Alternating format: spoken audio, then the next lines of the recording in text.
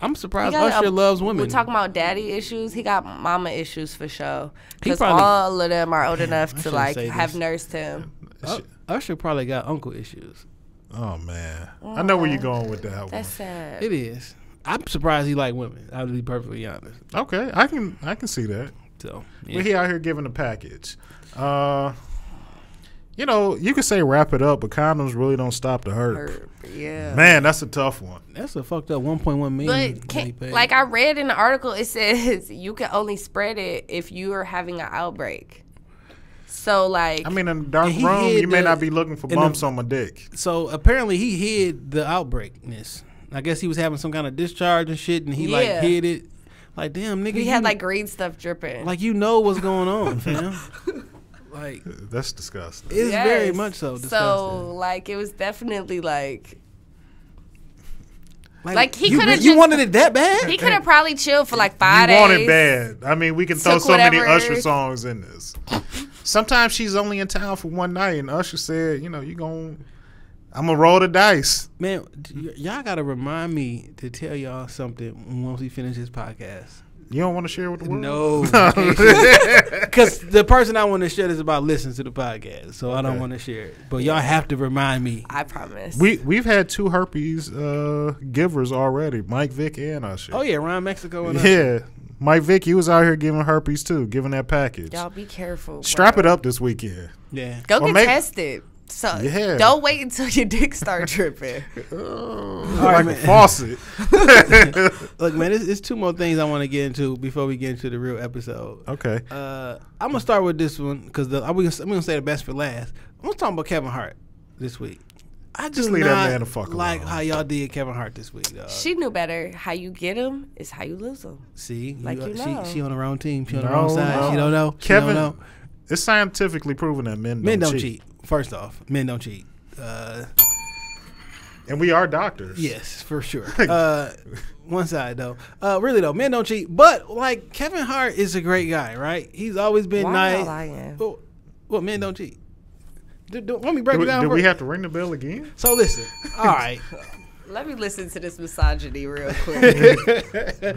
I'll tell you why how it breaks down. So XY is the male chromosome order, right? Mm-hmm. And the female order is XX.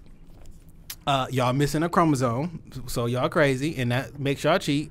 Also, wow, XX means you got an extra X in the picture somewhere. That's why women cheat. And XY is why is you messing with your ex? See, that's how the men feel. Man, like, that's science. It's science. That's science, my nigga. And you can't argue with that. You can't. You can't argue with science. Ever. Kevin Hart was not cheating. He was sitting in the front seat of that car. That's what I want to know. Like, if you sit in the front seat of a car and there's a woman in the back seat of the car and there's a third person in the car and there's people outside of the car during these pictures in this video, how is this man cheating? Like, why did y'all just spread this shit? For 2 days, y'all said this man was cheating on his pregnant wife. Where is the proof? It's none there. Wasn't really much. I didn't know what this picture was about. I think I know what this came from, though. What? And so, do you guys watch Safe Word? No. So, it's a new show. I think it's like on episode 2. Yeah, it's on MTV. Yeah. Damian Wayans and Kevin Hart was on there, and they real close and they real friends. And the whole thing is to get you to say your safe word. So they tell stories and you say your safe word. You tweet something out for his phone. So they talked about a trip to Miami, and they was like, and Kevin was like, what trip to Miami? And he was like, no. So he didn't want them to tell him or whatever. And I guess this was sometime in July. So that video that came out was a video from July in Miami, and in one of the pictures, Damian Wayans was there. So, like, did y'all look at that shit that happened on TV earlier in the week and be like, oh, since he didn't want to say something about this trip, and go find something and manufacture this fucking story? He could have got so drunk he shit on himself, man. Like, there's a lot of reasons why he might not have wanted people to know. So, like, it was real coincidental to me that you just talked about a trip in Miami with the same person, and then one of the pictures that we find out is that same weekend, and like y'all because where's the proof? The nigga was sitting in the front seat of the car. Maybe he was Ubering.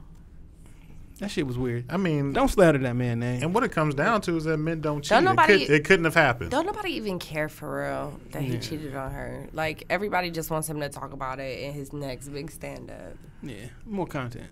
Mm-hmm. That makes sense. OJ's free. Oh, man. No, he's not free yet. October 1st. October 1st. Free the juice, man. Free the juice. Let me just say, I didn't even care. I don't either. Didn't even care. Like, at all. If OJ doesn't leave out of jail, though, in a white Bronco, you see my Facebook I'm going to be post disappointed. Today? No. I made a post on Facebook. And this shit was pretty interesting. I've always thought that OJ did it, right? Definitely. Because, I mean, I just did, right?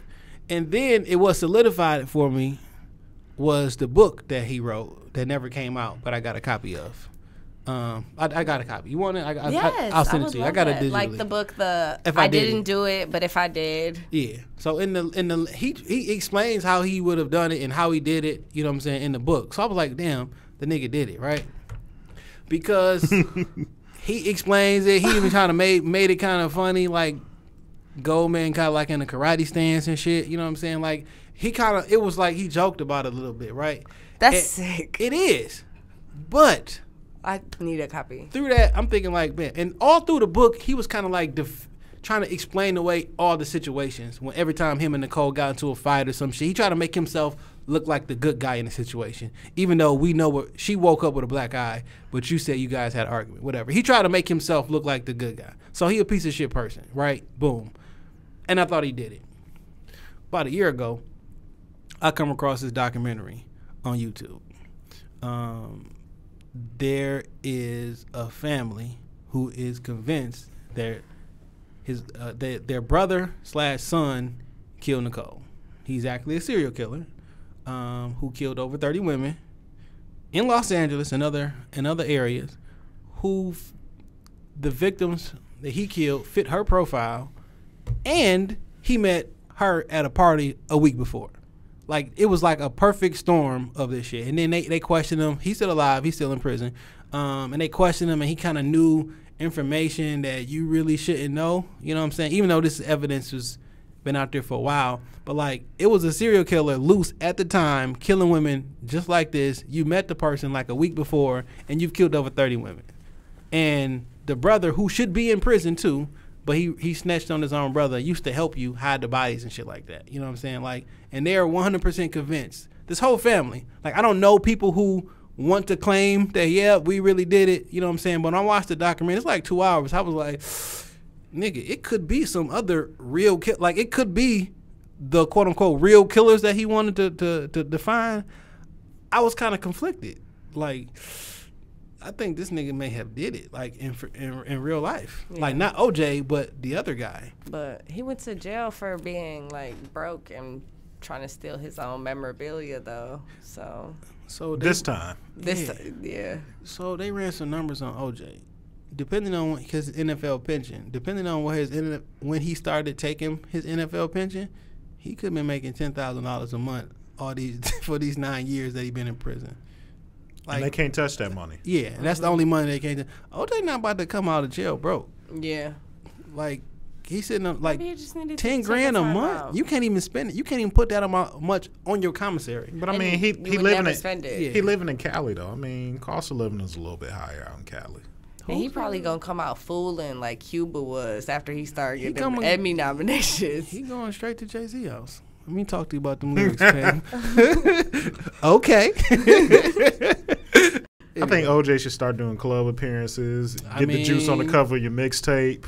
OJ the Juice Man should come back out of retirement and put OJ on the. Hold on, man. The Juice Man never left. That nigga in the trap. He's in the trap. He's definitely in a trap right now. I feel like you listen to trap music. I listen to a lot of music. Okay. Specifically rap though. Yeah. I'm a big hip hop head. Let's get into pause. Let's get into you a little bit more. Hashtag pause. Right. Yeah.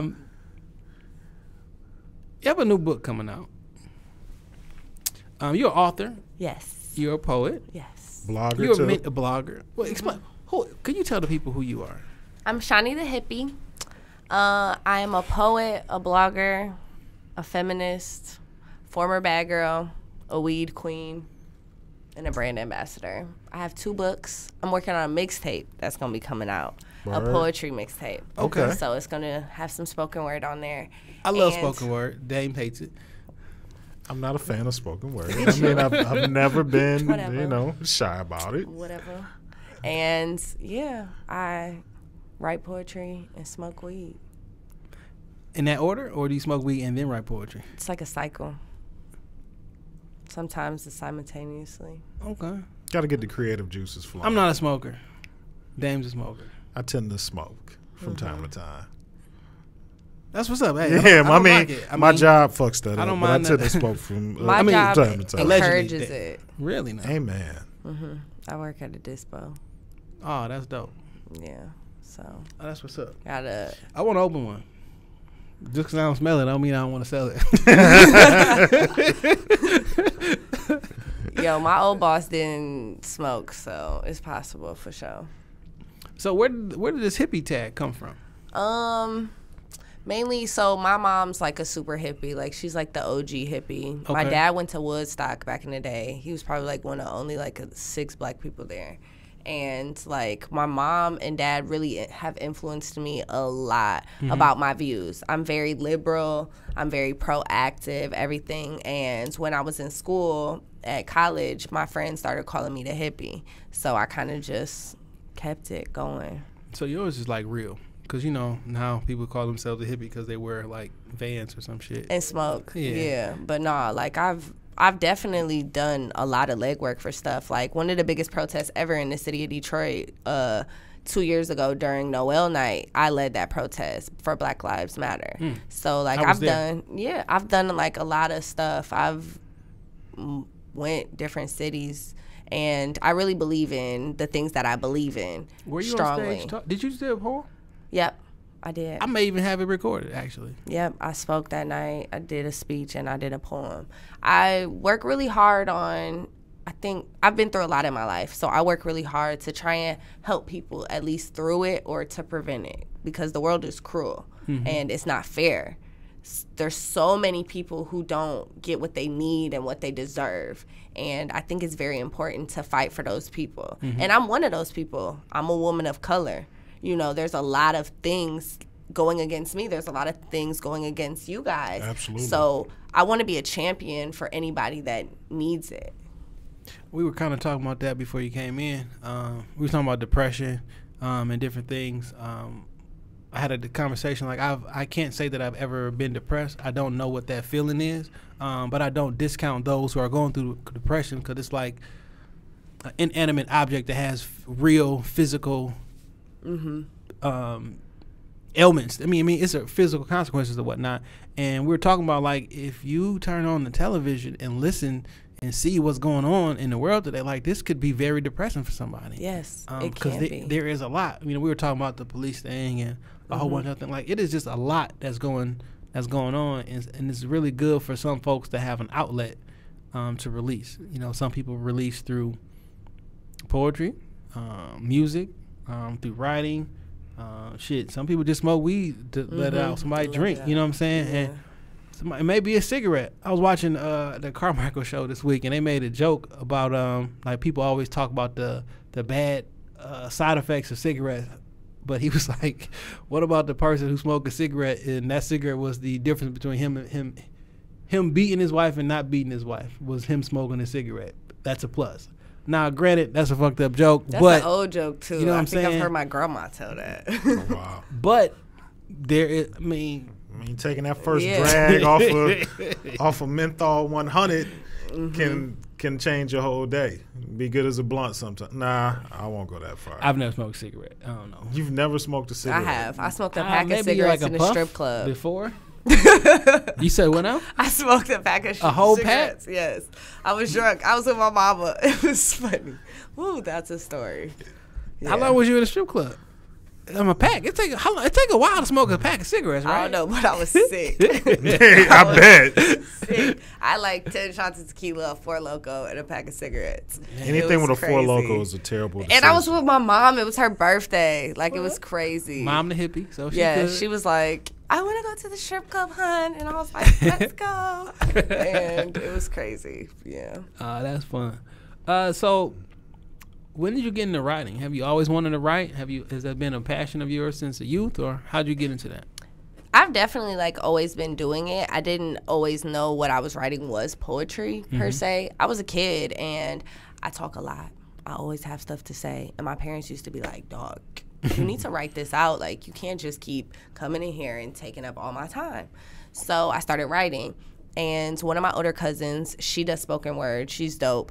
Her name is Native Child. She's older than me. So one day we were at a baby shower and she performed. And I was like, whoa. I was so inspired by it. And I asked her, what was that? What was that? And she was like, it's poetry, it's spoken word. And she kind of introduced me to that world. Okay. My older sister also writes, too. So I've always been into her writing as well. My dad writes. There's so many people in my family who write. So I feel like it's something that I inherited from my family. That's dope.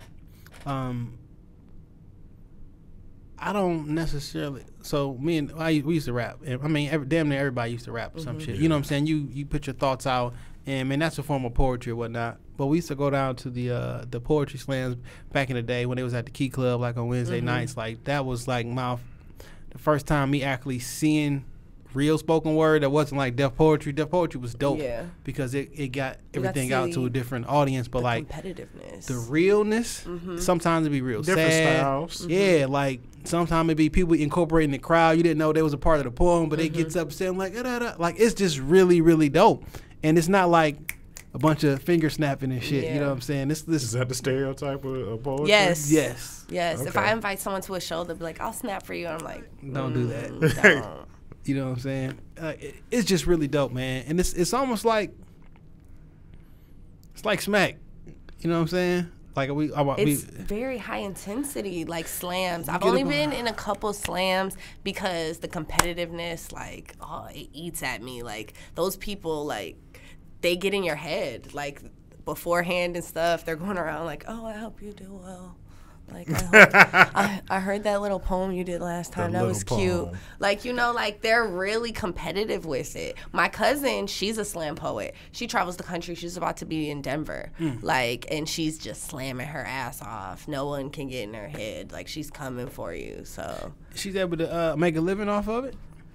You can't really make a living off that. You gotta hustle your poetry in 10 different ways, in your writing in 10 different ways, because you can make good money doing it, but you're not gonna make a comfortable living off of it. Okay. Everybody still got a job for. That's dope. So, how'd you get into okay, I want to write a book? How did that process start? My older sister released a book 2 years before I did. Okay. And it was a great book. It was awesome. It was about her getting through her divorce and being comfortable with herself as a woman. And I had just went through a terrible breakup. I was in an abusive relationship. And I had so many poems. And I used to tell my ex all the time that I wanted to flourish as a writer. And he was an artist. And he never helped me. And I felt like I sacrificed a lot of time pushing him up and never doing anything for myself.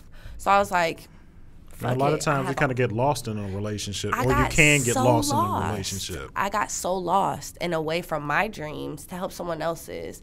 And I was like, fuck that. I'm going to release a book too. My sister did it. It made her feel better. And everybody, when I told everyone on Twitter, I'm going to release a book, everyone was like, hell yeah, I can't wait.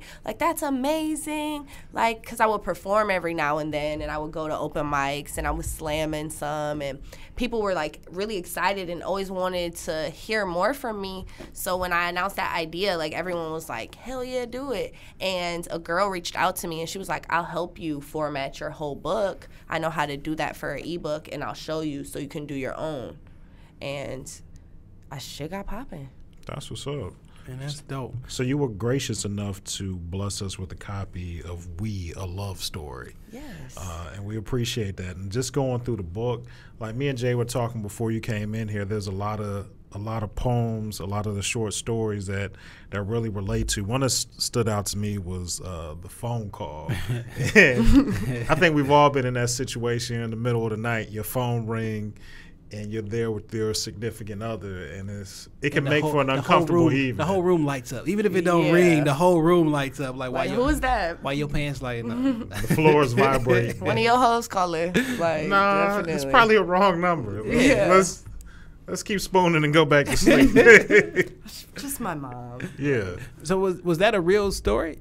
Definitely. Okay. Definitely. Well, it was inspired. Like, I kind of like made it a little bit more dramatic or everything, but everything in there is inspired by like certain scenarios, either related to the relationship I'm in now or beforehand. So the phone call is definitely beforehand, and vice versa. Yeah, I mean, I think what makes people gravitate to things are when it's real to you. Yeah, you know, when you can make it make sense to your life and the things that you go through.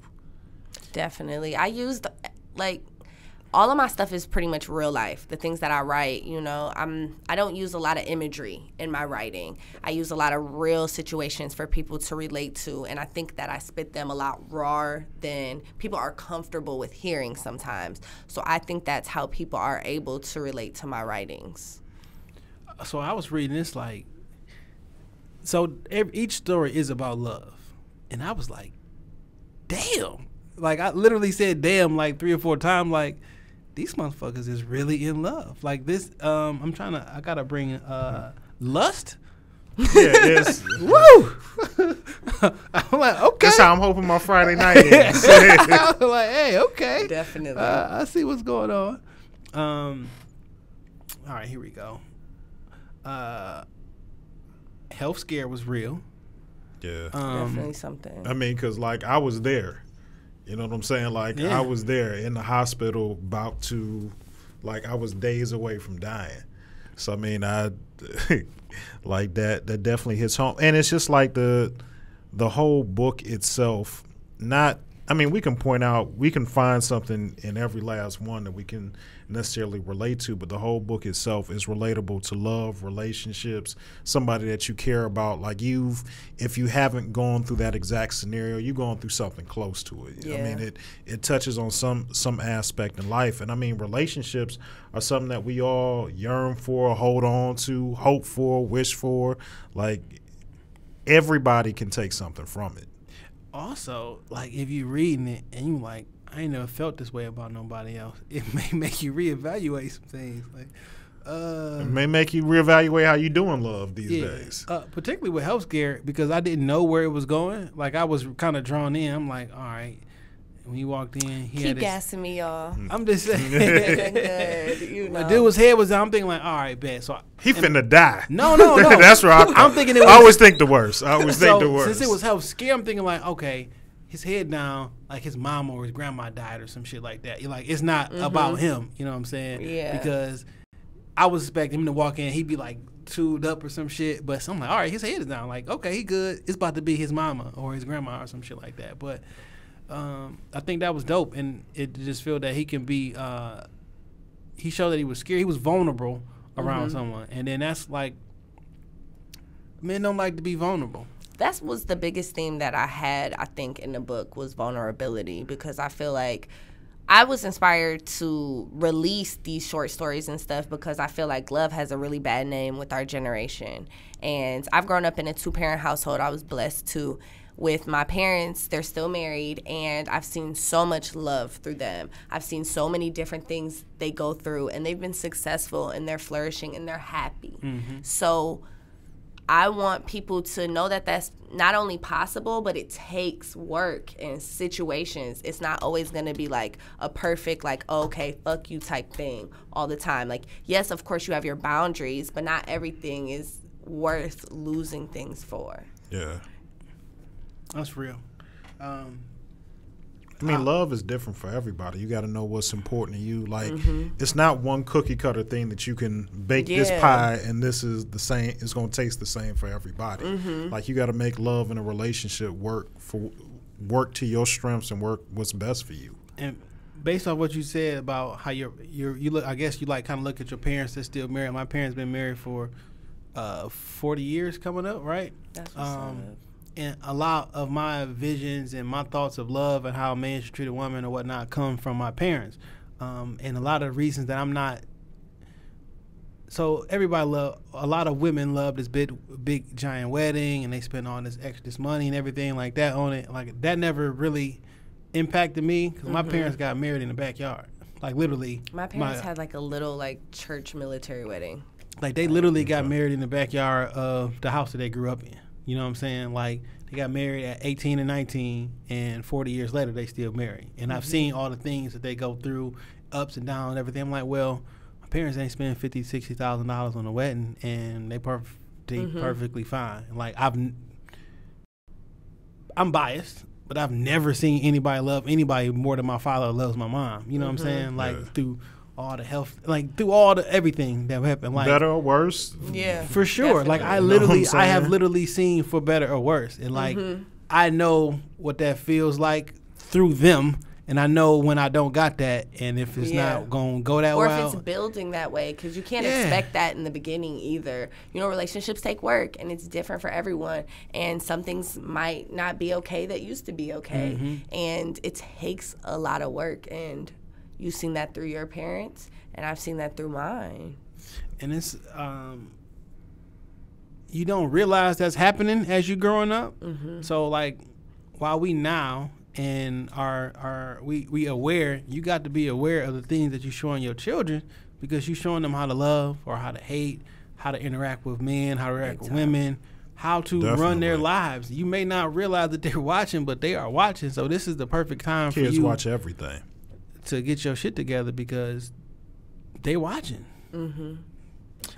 So I really enjoyed it. I mean, it's a short book. It's a short, easy read, but it's very impactful. Thank you, guys. I appreciate it. A love story. You enjoyed it. I love love. Now, did you go to self-publishing route? Or? Yep. Okay. Everything's self-published. They're available on Amazon. All you got to do is type in my name, Chani the Hippie, Chani the Hippie, and you can get my books, and they only $1. Word? Yep, they only $1. So we'll buy a few, and we'll give them away. Have them on deck. Yeah, have them on deck. Yeah. We'll come up with something creative. Yeah. Yep, they're ebooks. It's easy. Downloads right to your device. Because I want everybody to get acquainted with my writing. I don't want to expect people to be like, oh, I got to get it popping. People don't even like to read that much, past 140 characters. So I want to get people acquainted with me, and this by self-publishing and putting it out for the price that I have. I've sold over 5,000. So I think I'm off to a great start. That's dope. Yeah. That's extremely dope. So what's up with this poetry mixtape? I'm so excited. So I started doing spoken word first before I started like releasing written stuff. And that's where like my heart and soul is. I love it so much. And I actually started making my own beats. Okay. They're sweet. So I'm going to use that. We'll be the judge of that. Yeah. Y'all going to love them. When it's done, bring it back here, and we'll have I'm trying to figure out how to use this sample thing, but I'm getting it popping myself. So and then I have some beats from another producer too. And it's only gonna be like 5 poems long. I think I'm gonna fuck around and rap too, so make it like a bonus track, like playing around and stuff. Dave's trying to do a mixtape. Turn up. Kush Blunts and Clinic Trips is coming soon. Coming soon. Wow. Well, that sounds great. But I'm really excited because all of this material is going to be like brand new. Nobody's heard it before. And I've been working on different styles of writing and different styles of performing. So I'm very excited for everyone to hear it. I don't have a date yet because I'm still learning how to mix and master too. Okay. I'm going to get it. So doing everything in house. One-stop shop. That's what's up. Yes, because I'd rather do it like... It's all about ownership. Exactly. It's all about like ownership. I just bought a camera. Like my best friend Vicky and my brother Malcolm are always where I'm at. So one of them will get it popping for me, Okay. So I feel like I'm self-made. I like to do it all myself. I have a manager, and I tell him everything I'm gonna do, and he's like, "Okay, let me know when you want me to contact people," and it's working out lovely. That's what's up. How'd you come across Shop Talk Podcast? I I seen it on Instagram. Somebody was like, listen to this podcast. So I listened once, and I told my manager, I was like, oh, I listened to this podcast. They were dope.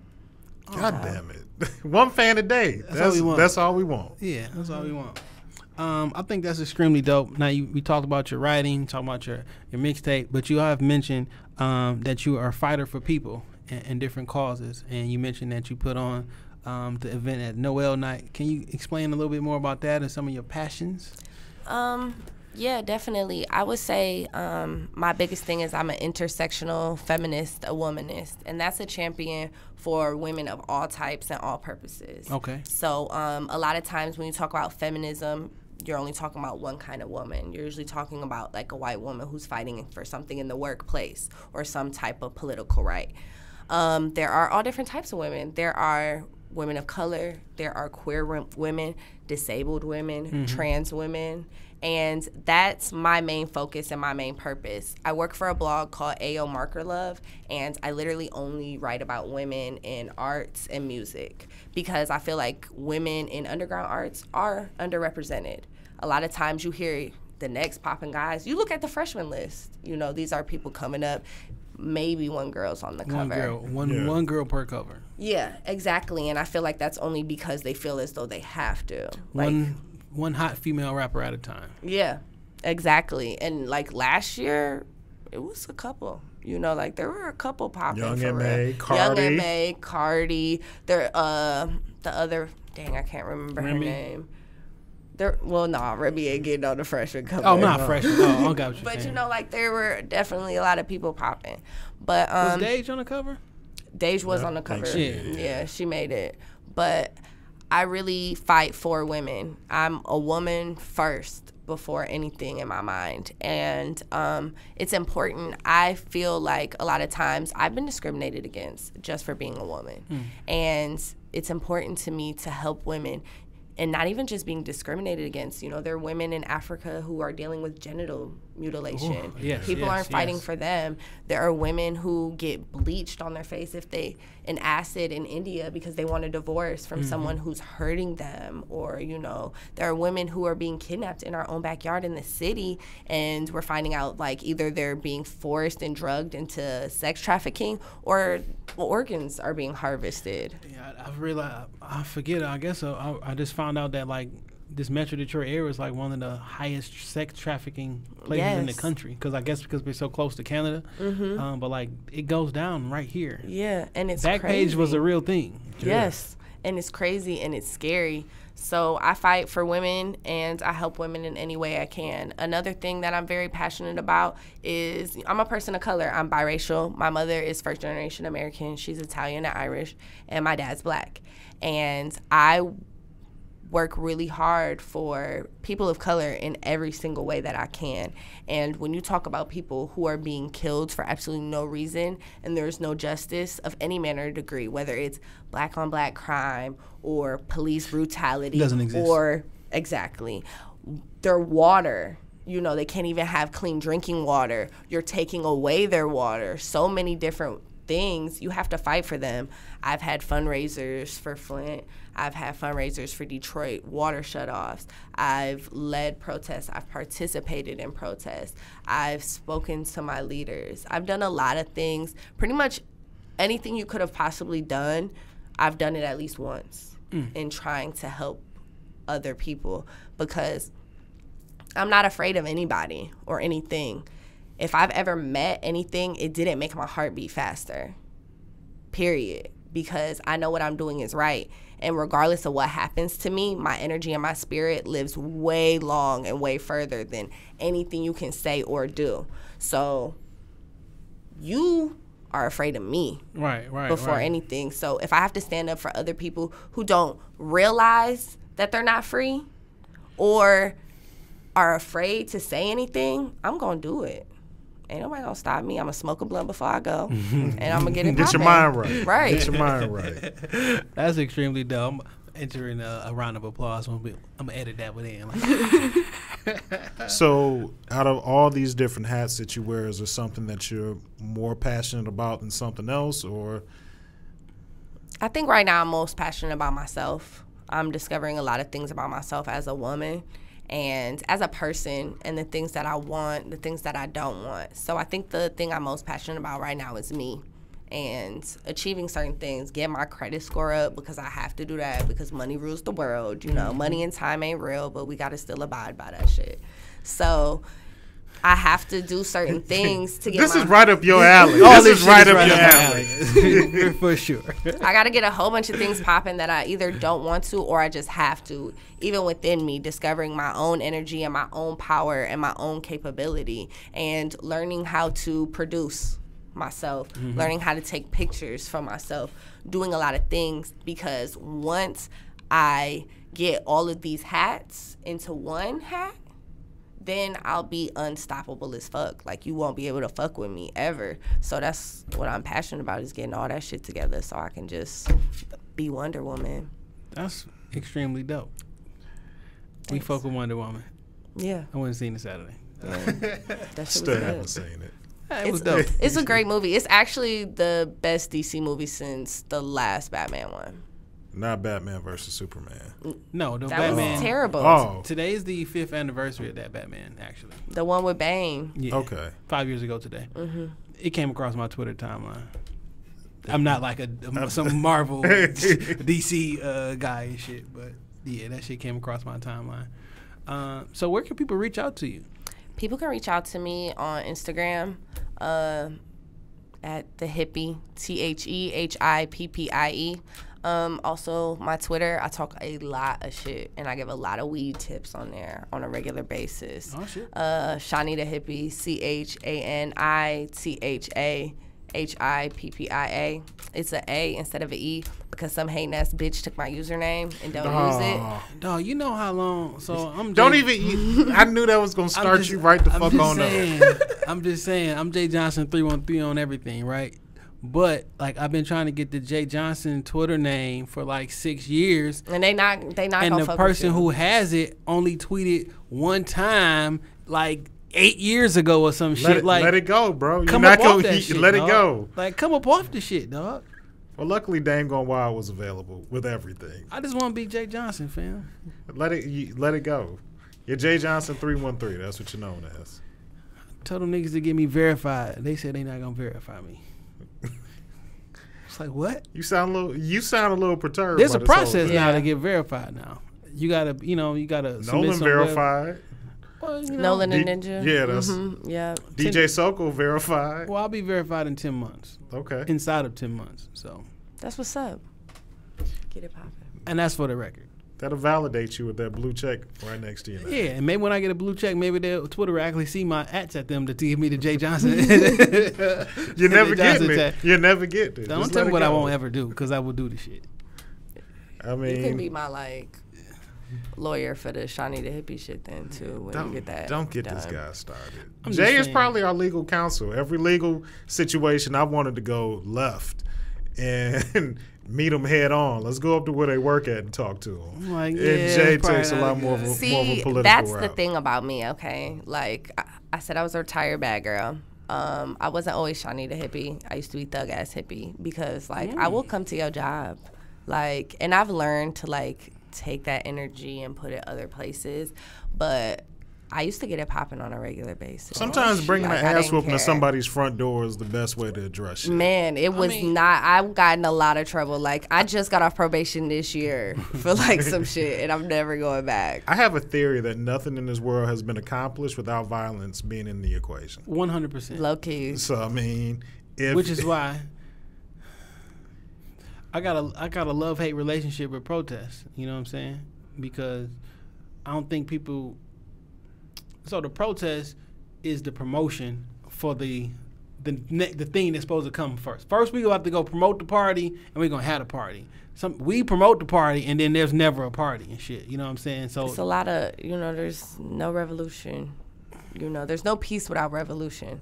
And there has to be, a lot of, you got to shake the somebody's table. got to die. You and got to like when shake I the say table. that, people be like, they be like, no. I'm like, but like, really though, tell me something that has happened without somebody getting their hair cracked. I know everybody say Doesn't exist. It Money does- is power, knowledge is power, all that shit. Cool, True. nigga. Power is power. Period. Because at the end of the day, when you think something is physically going to happen to you, you're going to do what I say. Mm-hmm. If you're the person with the knowledge and I tell you to do this shit or I'm going to fuck you up, you're going to do it. Because the leaders are never the smartest people. Nah. It's always the wife. They just the ones who's going to pop them. Like, seriously. Yeah. Look at our president now.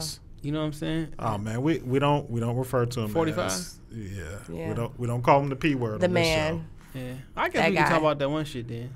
The orange guy. How he declined it. He declined the invitation to speak at the NAACP. I think that was a good idea. Like he was like, "I'm sorry, folks. This shit is out of my league. I don't know what the fuck to say." Like it would have been horrible. It would have been horrible. It would have been a shady event. It would have been horrible. It would have been like watching a car crash. Everybody like watching a car crash. And I would have enjoyed to see it very much so though. I would have enjoyed to see the parodies of it. Yeah, especially like the Black SNL Twitter one. and Instagram was all over it. Did y'all see? Totally unrelated. King Karen or Karen, how the fucking nigga name is the OJ first day out. Yeah. That shit's hilarious. Yes, I saw that. I would love the memes from Trump speaking at a NAACP dinner. They would be nonstop. I feel like people would leave. I've only watched one NAACP dinner, and it was with low key watched them all then. What's Obama preacher name that he shunned? Oh, I know who you're talking about. The guy from Chicago. Yeah. Mm-hmm. I understand why he's a great speaker, and I enjoyed his speech. And I understand why people take his shit out of context. Because if you write out what he said and you don't actually hear him say it, the shit probably sound wild. You know what I'm saying? But like when you actually watching it, and it's kind of like more theatrical, and like you can hear tonality and things of that nature. Rate of speech, like, all right, he's not saying, all right, let's kill everybody. He might have been like, oh, I mean, you gonna walk in here and kill everybody. Like, it's not the same shit. I'm like, I can definitely see why the message got diluted. But like, this guy is on point. Like, I hate that he had to shun this man to get elected. But that's a whole nother story. Sometimes you do what you got to do. Or you do what you told. You gotta break a couple of eggs to make an omelet. Eggs are bad. I watched some of What the Health. What the Health? It's also propaganda, so you have to watch it. You know, realizing that it's also trying to. It's not going to stop me from eating chicken on Sunday and probably a steak tonight if I can get my hands on one. Well, I don't eat meat, but it's not because of What the Health. But I just was so fucking irritated this week. I want to word this correctly because I don't want to come off so angry. But these unhappy people who are just online are just very unhappy. And no matter what you're doing, I'm going to find a way to shit on your dreams. Yes. So if somebody watches the documentary, if somebody receives new information that they did not have before, and they find that information credible, and they choose to make changes inside of your life, why the fuck is you mad? People don't want to see other people like changing their mind or being happy about something. Or even have an opinion. Yes. People don't want you to think for yourself. No, you can't. And the internet and social media has made it so accessible for everybody to have a voice and an opinion. And I can say what I want to say because I'm hiding behind my iPhone. Exactly. Like I can just poke at you. It has made everyone think that the world revolves around them because this is my page and these are my followers and what I say matter. So people will like or retweet. So to make you think that the world is about you and how you think is the way that the world thinks. If a nigga don't want to eat meat no more, why the fuck are you mad? Like I can see if I was coming to your page every day telling you, nigga, you gonna die if you keep eating this. You gonna die. Nigga just watched the documentary and he wanted to change his life.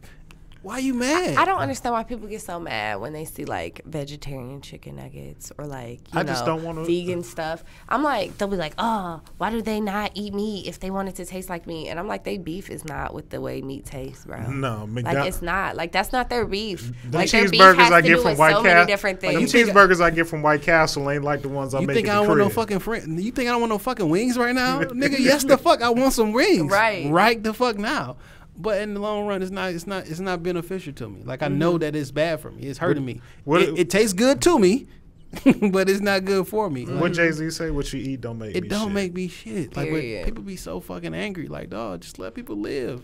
Like let them live. I want to say something real unpopular about wings. Sweetwater does not have the best wings. Not at all. That's not unpopular in this. No, a lot of niggas like getting their arms about it. When I do go to Sweetwater, I don't get the Sweetwater wings. I get the lemon pepper wings because the lemon pepper wings are great. They say got better wings than Sweetwater. They say got some good wings. Right. Better than Sweetwater. Yeah, but the barbecue wings. Yeah. And they say is fucking amazing. But the best barbecue sauce probably goes to what's the spot right there on Telegraph? Nicola's. Them niggas give you like Nicola's is so they give delish. you like a Fred Flintstone size plate. They give you way too much food. Like that's the place where you be mad that they gave you too much food for your money. Like you be eating that shit for 2 days. Not my house. Oh yeah, Dame doesn't eat. I don't eat leftovers. I don't care. I don't want used food. I don't care what other people think about it.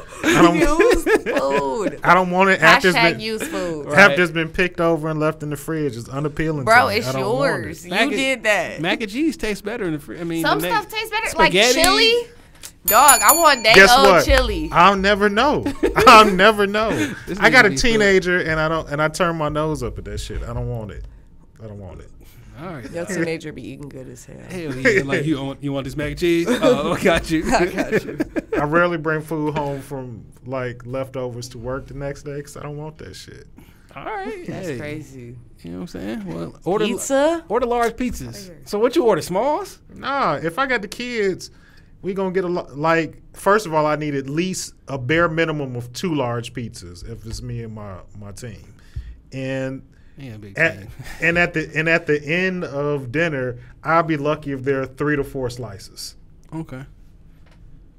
Like 2 hot and readies, they're not making it past a half hour in my house. Yeah. Wow. Boys and girls. Oh, okay. So I mean it's growing kids. Yeah, I don't know what it's like to have leftover pizza anymore. Well, yeah, so your leftover problem is you got a different problem. Yeah. You don't eat leftovers because there ain't nothing left.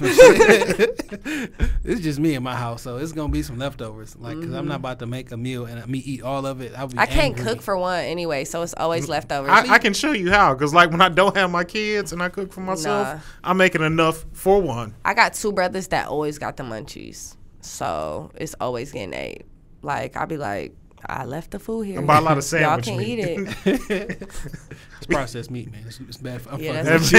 I'm fucking with you. Something gonna kill me anyway. It's either gonna be That's what everybody say, but it's a lot of shit worse than death. Because the cancer that may come, like you still alive, kidneys all fucked up, congestive heart failure, blood all fucked up. Like, I mean, for now, I'm living YOLO. All right. I mean, we just gonna cover you in the grace. Yeah, I prayed before I left the house. Children and fools. That's what God watches after. You can take either one when it comes to me. Yeah, man. Some people, just in general, you cannot, whatever they believe, you tell them anything different, they brain cannot handle that shit, and they will lose their fucking mind. It's not worth talking about to some people. Regardless, no matter what it is. You know regardless of everything that we talked about, if I can make it to Capers tonight and get 2 slushies from 7-Eleven, like that's how the fuck I'm going to live. Definitely taking my ass to 7-Eleven because ain't no 7-Elevens in the hood. All give us all your social media again one more time. The Hippie on Instagram, TheHippie, and Chani the Hippie on Twitter, ChaniTheHippia. And where they can find your book. You can find my book on Amazon.com. Just type in my name, Chani the Hippie. And what was the first book name? Freedom Fighter. Okay. That's an all poetry book, and it's just like a compilation of like all the shit I was feeling at the time. So I was fighting for my freedom. I was on trial.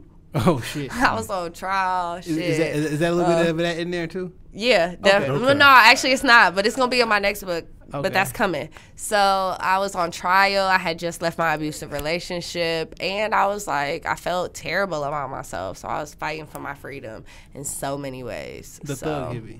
Yeah. That was the last time I'll ever be in front of a judge ever again. I swear to God. I swear to God. She was like, again? Hey, girl. Yeah, I know her. I was like, shit. I've had that experience in the courtroom where a judge called me out by name because we had seen each other on 3 other occasions. No, I don't got that experience, man. Bro, that shit make your whole heart drop. It's not how you... your toes. Your toes get warm. Like, that shit is horrible. Shout out to Judge Placus. Sheila Johnson, Southfield. I've seen her before. Southfield. Yeah, Judge Plackett called me out by name.